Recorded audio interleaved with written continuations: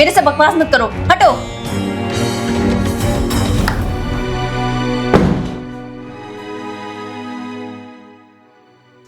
मेरे को एक रोटी पास करना।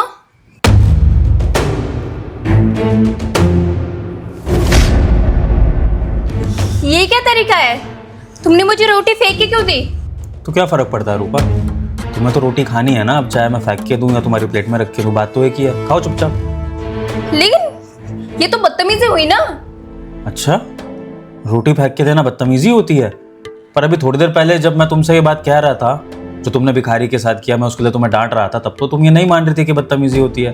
तो अगर तुमने जो उस भिखारी के साथ किया वो बदतमीजी नहीं है, तो फिर मैंने जो तुम्हारे साथ किया वो बदतमीजी कैसे? विभुर, तुम उस भिखारी की वजह से मुझसे अब तक लड़ रहे हो। अरे छोड़ो ना, उसकी ना वही औकात है, वो वही डिजर्व करता है। लेकिन तुम अपनी पत्नी को मुझे उससे कैसे कंपेयर कर सकते हो? ना रूपा, तुम तो उस भिखारी से भी कंपैरिजन के लायक नहीं है, क्योंकि तुम उससे भी गई गुजरी हो। वो भिखारी कम से कम भीख मांग के कुछ खा लेता है, लेकिन तुम जो अन्न का अनादर कर रही हो ना, उससे तो तुम इंसानियत से भी नीचे गिर चुकी हो। तुमने एक बार भी सोचा है कि तुमने क्या हरकत करी है? रूपा, एक बात बताओ, तुम्हारे अकॉर्डिंग ऐसा होना चाहिए ना कि जिसकी औकात कम है हमसे, तो हमें उसको फेंक के खाना देना चाहिए। फिर तो जो हम ये भंडारा लगाते हैं, इसमें हमें गरीबों को भी खाना फेंक के देना चाहिए, और अमीर आए तो उनको थाली में देना चाहिए। फिर वो किस बात का भंडारा है? अरे सरदार लोग तो भंडारे को, लंगर को सेवा बोलते हैं। क्यों?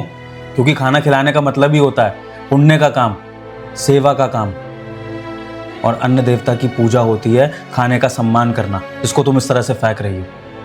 रूपा, जैसे हमें ये सिखाया जाता है ना कि पानी बचाओ क्योंकि जल देवता नाराज हो जाएंगे, ऐसे ही अन्न देवता भी नाराज हो जाते हैं जब हम खाने का अपमान करते हैं। इसलिए खाना फिनिश भी पूरा करना चाहिए और खाने को खिलाना भी सम्मान से चाहिए।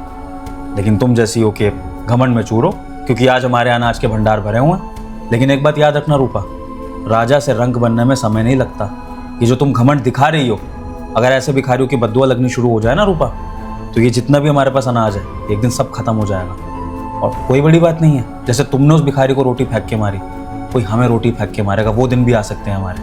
तो अपनी हरकतों को सुधार लो और अपनी गलती का रियलाइजेशन कर लो, अभी भी वक्त है। जी मैं समझ गई। एंड प्लीज़ मुझे माफ़ कर देना, मुझे ऐसा नहीं करना चाहिए था, मुझसे बहुत बड़ी गलती हो गई।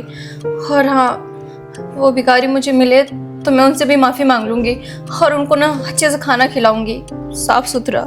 आई होप तुम आगे से ऐसा कभी ना करो।